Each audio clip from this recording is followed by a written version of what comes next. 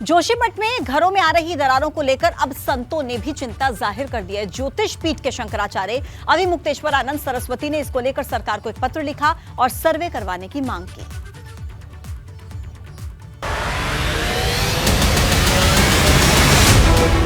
जोशीमठ शहर के अस्तित्व पर खतरा मंडरा रहा है। घरों में आ रही दरारें लोगों के साथ ही अब संतों के लिए भी चिंता का कारण बन गई हैं। सवाल इस धार्मिक शहर को बचाने का है जो आदि गुरु शंकराचार्य की तपोस्थली भी रही है। इस पर ज्योतिष पीठ के शंकराचार्य स्वामी अविमुक्तेश्वरानंद सरस्वती ने भी चिंता जाहिर की है।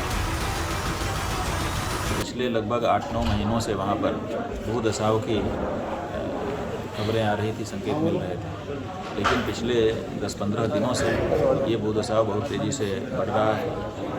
रातों रात कई मकानों में दरारें पड़ रही हैं। इस स्मार्टफोन के युग में भी ये फोटो स्टूडियो बना के साल में 30 लाख कमा रहे हैं। आपको भी ये कमाना है, उनसे सीखना है तो फ्रीडम ऐप को अभी डाउनलोड कीजिए। सड़कों के ऊपर दरारें पड़ जा रही हैं और इसी तरह से लोगों को अपना घर छोड़ करके किसी रिश्तेदार के यहाँ अथवा सड़क के ऊपर रहने को मजबूर होना पड़ रहा है। बहुत ही भयावह स्थिति है। तो ऐसी परिस्थिति में इस समय की जो तात्कालिक आवश्यकता है वो ये है कि वहाँ पर अध्ययन करने के लिए विशेषज्ञों के दल भेजे जाएं ताकि वो अध्ययन करें कि आखिर ये किस कारण से हो रहा है। जोशीमठ शहर को बचाने के लिए सरकार को पत्र लिखा गया है जिसमें सरकार से मांग उठाई गई है कि शहर को बचाने के लिए फौरन एक्शन लिया जाए। हमारी ये मांग है सरकार से कि अब बिल्कुल भी इसमें विलम्ब नहीं होना चाहिए और अतिशीघ्र जो है इस घटना का पुनरावृत्ति न हो, कोई ठोस उपाय किए जाने की बहुत ज़रूरत है। पहला पहलू ये है। दूसरा ये है कि जोशीमठ जो है सारे संसाधनों से युक्त सीमांत इलाका है और जोशीमठ से 100 किलोमीटर की दूरी पर भारत तिब्बत सीमा शुरू होती है बाड़ाहोती में, और इसलिए भी ये सामरिक रूप से अति महत्वपूर्ण है। और यहाँ पर सेना का मुख्यालय है, गढ़वाल स्काउट्स है, आईटीबीपी की बटालियंस है। लोगों के साथ ही अब संत भी जोशीमठ शहर को बचाने की मांग उठा रहे हैं, मगर सबसे बड़ा सवाल यह है कि आखिरकार इस धार्मिक शहर को किसकी नजर लग गई है। क्या ये कुदरत का कहर है या फिर इंसानी दखल का नतीजा?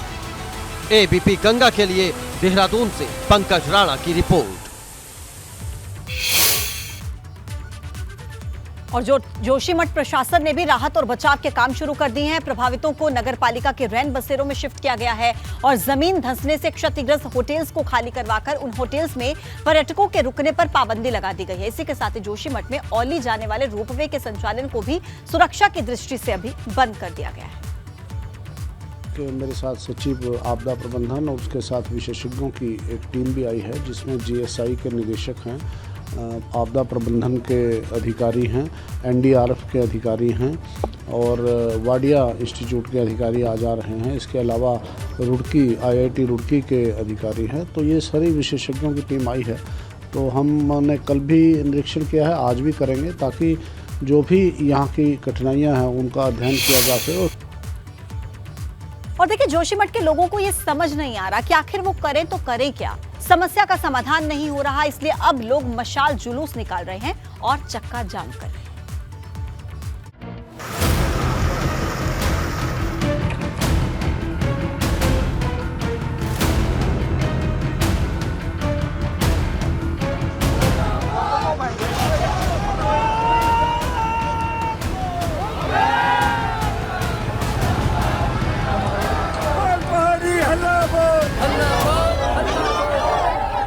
हाथों में मशाल लेकर सड़क पर उतरे जोशीमठ के ये लोग सरकार से अपने आशियाने को बचाने की गुहार लगा रहे हैं।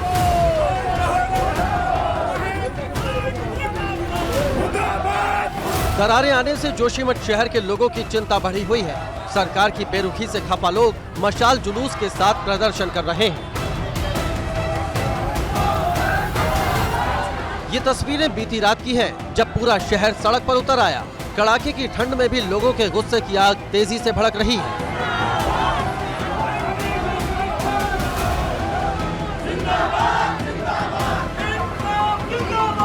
गुस्साए लोगों ने नटराज चौक से लेकर मारवाड़ी तिराहे तक मशाल जुलूस निकाला।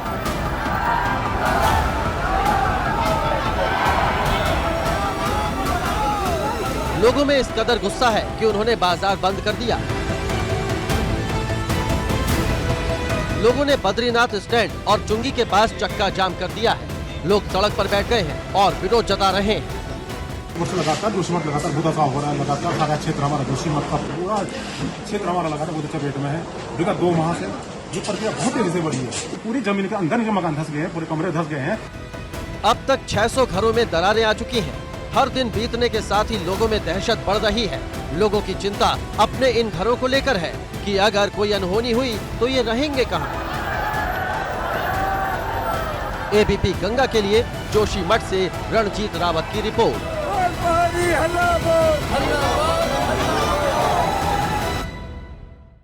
इस स्मार्टफोन के युग में भी ये फोटो स्टूडियो बना के साल में 30 लाख कमा रहे हैं।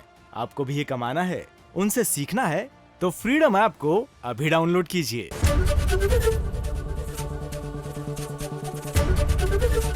एबीपी गंगा, खबर आपकी, जुबान आपकी।